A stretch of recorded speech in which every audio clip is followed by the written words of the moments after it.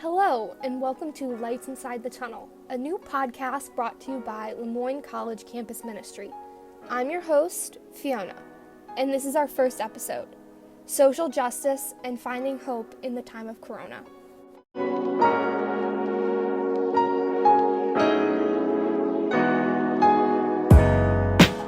So, it's a really scary time in the world right now, and I think a lot of people are looking to not feel so alone. And for me, campus ministry at Moyne has always created a place where I can find community and joy within darkness. And myself and everybody else who is a part of campus ministry really believe that now it's more important than ever to create this community when we're in a time where darkness feels inevitable. So within conversations, myself and other students who work in campus ministry were having, we were wondering what are good ways to create community online, because that definitely presents its own set of challenges. And for me, podcasting has always been a great way to kind of feel a part of a community. Just because, you feel like you're in a conversation with, someone that maybe you don't know, but you feel like you know. So part of the reason we're starting this podcast, Lights Inside the Tunnel, is to create community, but also in a time of such sadness and fear, anger, and hopelessness. It's hard to find goodness, and for me, I have always found goodness in action, which is what I consider social justice to be. So this approach to kind of building community is twofold, right? Like, it's a podcast to make us, feel more connected than we maybe are right now. But it's also to focus on the goodness that is happening in the world without ignoring the hurt and the pain that the world is going through.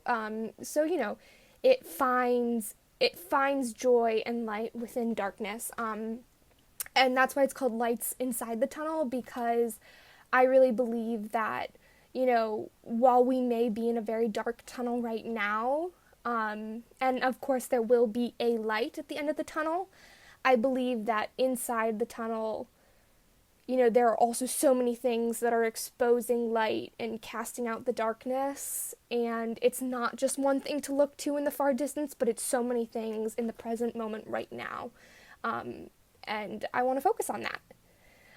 So I'm Catholic. My faith deeply informs my passion for social justice, but Catholicism and justice are not mutually exclusive.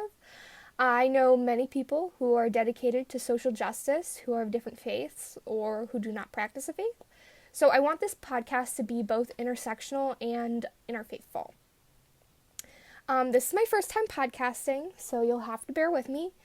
I am hoping I learn as I go, and I hope you'll listen as I learn. We'll have a new episode up every Tuesday.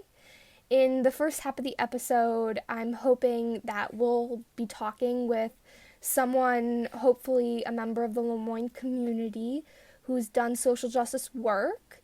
And then in the second half, we'll look at things that are happening in the world right now through a social justice perspective. So my favorite thing about podcasts is that you can just play them in the background while you're cooking, doing busy work for classes, getting ready for your day, working out, or even, winding down for the day. So I hope you'll tune in each week. We're going to be on YouTube right now, so subscribe to our YouTube down below to get automatically updated whenever a new podcast is posted. Before I let you go, I wanted to share 2 stories about what it means to me to be finding light inside the tunnel during this time. Our first story takes place in a Winn-Dixie grocery store in Florida, where a man was trying to buy groceries for his family before they started to practice social distancing. Each of his cards were getting declined, and in his process of trying to pay for the order, a woman a couple people back in line stepped up and paid for the entire thing.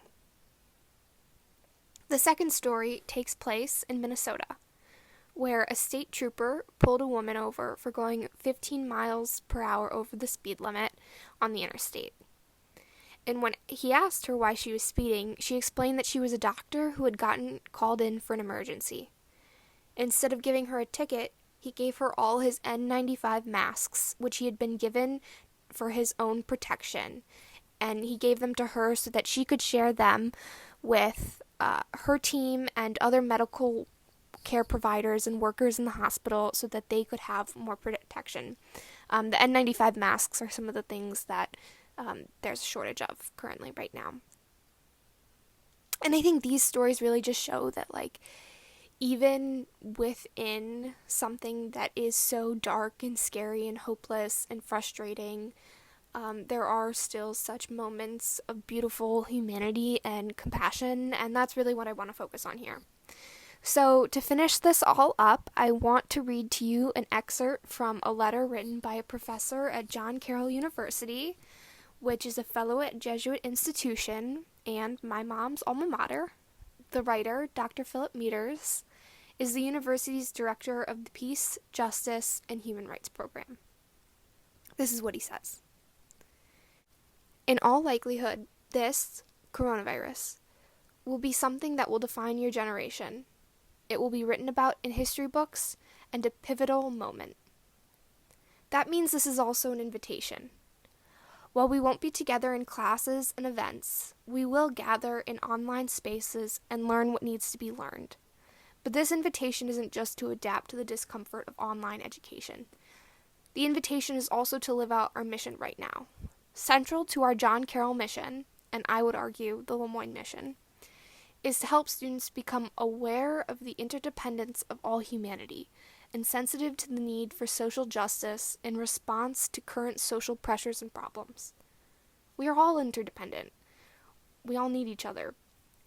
Mother Teresa once said, "If we have no peace, it's because we have forgotten that we belong to each other."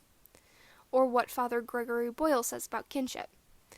Soon we imagine, with God, the circle of compassion.